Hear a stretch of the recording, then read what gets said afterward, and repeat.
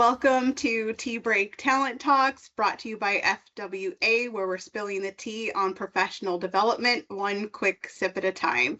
I'm Carrie Santiago, and today's episode is extra special because we've got not one, but two Carries, and one of them actually brings the tea.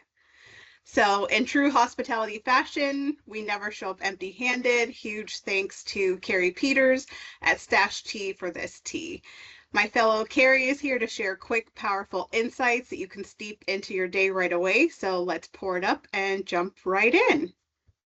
So Carrie, what's the biggest mindset shift professionals need to adopt to make feedback feel less intimidating?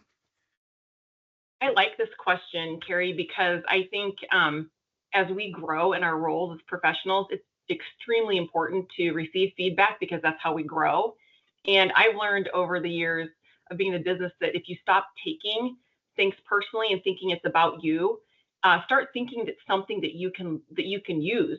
You're either going to learn about something that you can use, or you're going to learn that you would maybe approach feedback a little differently.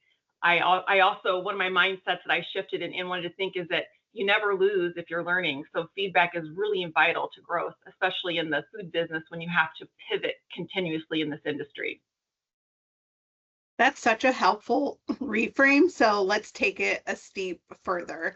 Can you share a practical way that we can ask for feedback that encourages honesty rather than hesitation? I believe that if you want to avoid vague feedback, that you can give yourself a chance to ask your either your leadership or your current boss at the time, say something like, could you put a second set of eyes on this and let me know if there are any gaps that I need to fill? That gives you honest feedback and doesn't set you up to get maybe feedback that leads you down a rabbit hole. Also ask, is there something that you'd like for me to change, or should I continue moving forward? That gives you the ability to either keep doing things the same way, yes, you're doing a good job, or they give you a chance to maybe pivot in a different direction.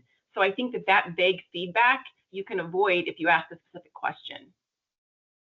Definitely going to keep that in my back pocket. It's always great to hear you're doing a great job, but we can always be doing better. And if someone doesn't point out our blind spots, sometimes we just don't see them. So thank you for that. So what's one tip for giving feedback to a team member during a rush service, or maybe it could be during a project where you don't want to discourage the person? I believe that using the word prioritize helps everybody just stop and think about what they need to do, and we can discuss the details later. One of the examples I like to give, several years ago, I owned a restaurant, and we've all walked into restaurants before, and you see that the tables are dirty. You see that there's a long line. You see that maybe somebody is ignoring you and not saying hello. And we have to remember what the main thing is. The main thing. We're there to create customer service.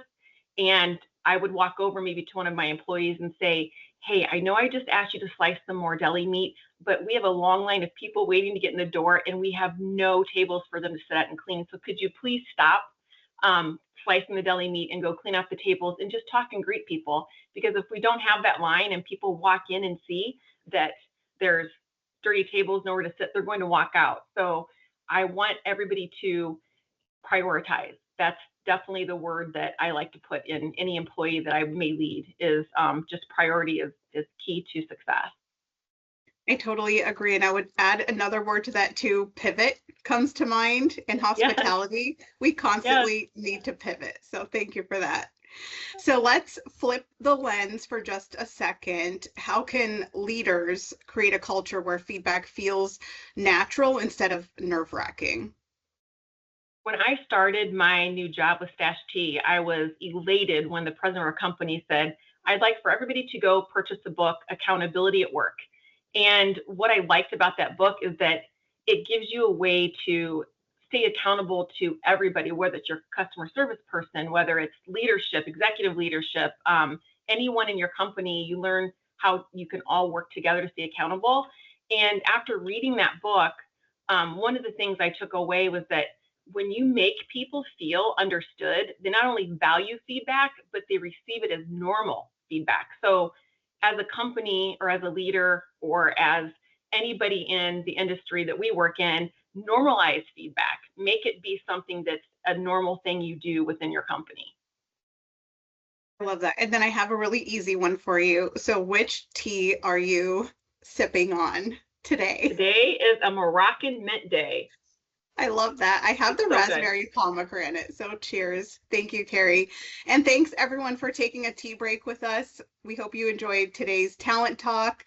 We want you to share it, save it, sip on it again later. We'll be back next month with another 3-minute pour of professional growth. And until then, keep showing up, keep growing, and keep spilling the tea with FWA. Thanks, everyone. Thanks, Carrie.